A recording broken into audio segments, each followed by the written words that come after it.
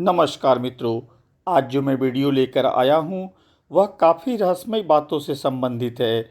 यह घटना मेरे साथ खुद बीती है जब मैं राह चलते एक शिवभक्त साधु से मिला। जब हमारी उससे बात होने लगी तो उसने शिवलिंग से जुड़ी बहुत ही सुंदर विवरण मुझे बताया।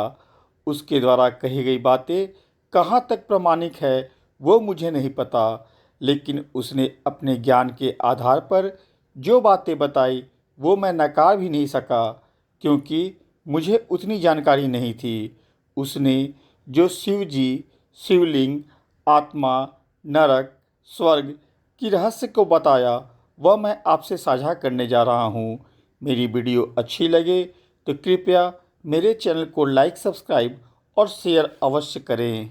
मित्रों, एक बार मैं किसी काम के सिलसिले से एक गांव की तरफ जा रहा था। गर्मी बहुत थी, इसीलिए मैं एक पेड़ के नीचे बने चबूतरे पर थोड़ा आराम करने लगा।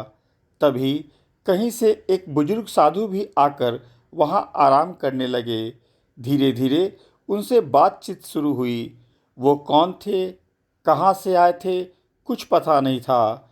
नाम पूछने पर अपना नाम नहीं बताया, बोला बस शिव भक्त समझो। फिर उन्होंने शिव और शिवलिंग के रहस्य पर बोलना शुरू किया।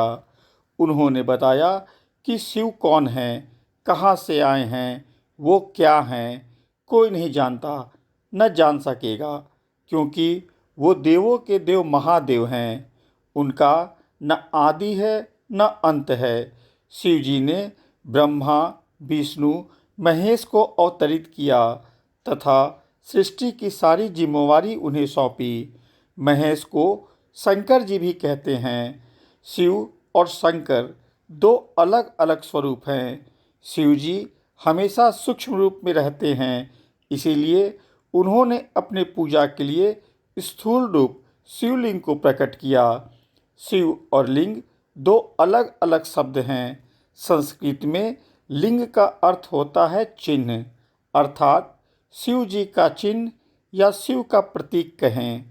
शंकर जी भी शिव जी की पूजा करते थे, इसीलिए हमें कई तस्वीरों में शंकर जी को शिवलिंग की पूजा करते दिख जाता है।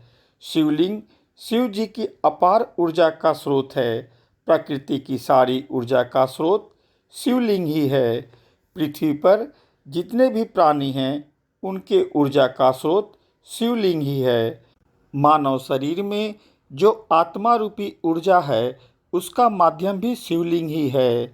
यह आत्मा रूपी ऊर्जा वहीं से आती है जो मनुष्य के पूरे जीवन साथ रहती है और मृत्यु के बाद वापस उसी शिवलिंग में चली जाती है, जिसे हम शिवलोक कहते हैं।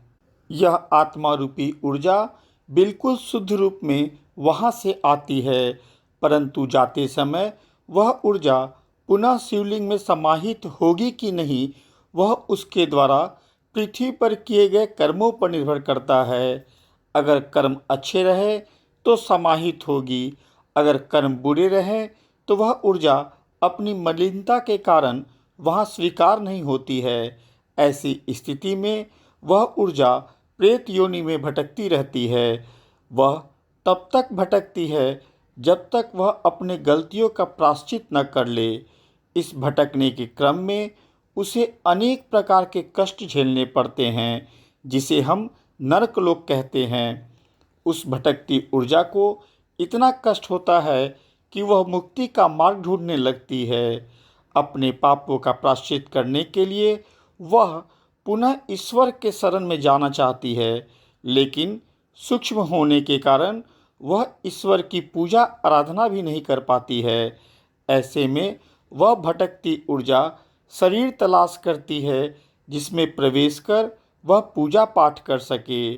इस परिस्थिति में वैसे व्यक्ति जो बिना कवच धारण के पूजा साधना करते हैं, उनके शरीर में प्रवेश कर यह पूजा पाठ करती है और पुण्य बटोरती है। धीरे धीरे समय के साथ उस भटकती ऊर्जा का पाप कटता है तो पुनः वह शिवलिंग में समाहित होकर पुनर्जन्म के लिए तैयार होती है। परंतु वैसी आत्मीय ऊर्जा जो मानव शरीर में रहकर अच्छे कर्म करती है वह मृत्यु के पश्चात सीधा शिवलोक में जाती है।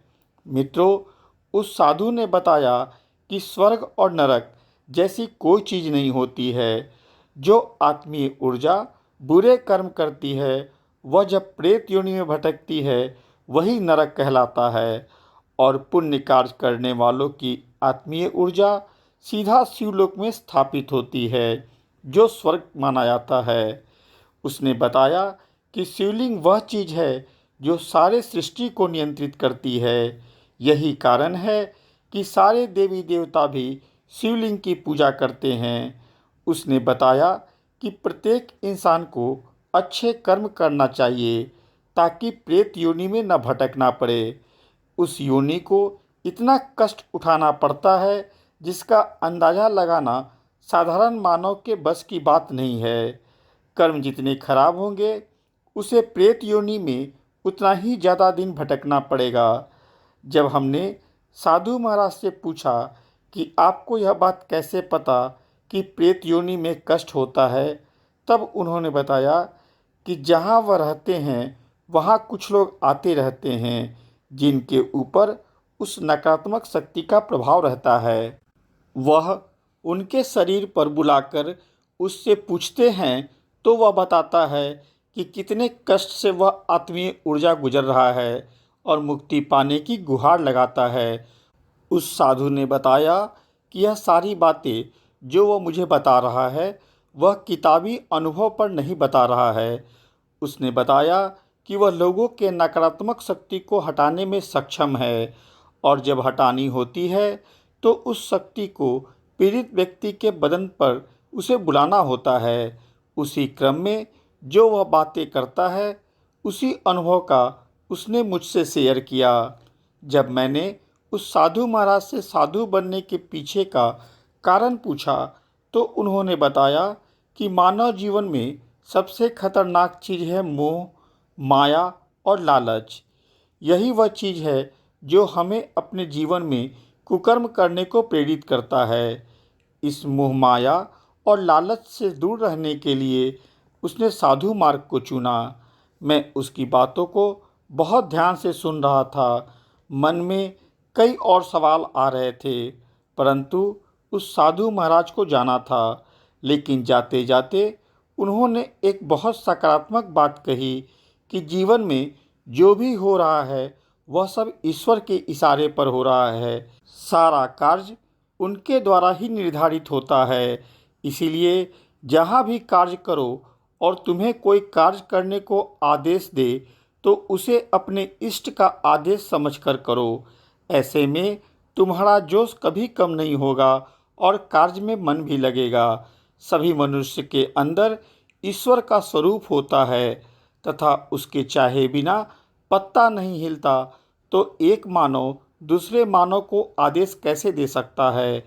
उसके चाहने से ही आदेश देने वाले के अंतर्मन में उस बात के लिए भावना जगती है। उस साधु महाराज ने जो भी कहा वह बातें मुझे बहुत पसंद आई, परंतु उसके बातों में सत्यता को मैं प्रमाणित नहीं कर सकता हूँ। मित्रों, यह मेरा एक अनुभव था जो मैंने आपसे शेयर किया। बातें कितनी सच थी यह मैं नहीं जानता हूँ, लेकिन जो भी थी बहुत अच्छी दिशा थी जीवन की।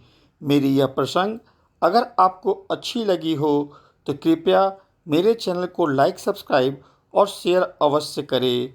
साथ में बेल बटन भी दबा दें ताकि अगली वीडियो की जानकारी आपको मिल जाए। धन्यवाद।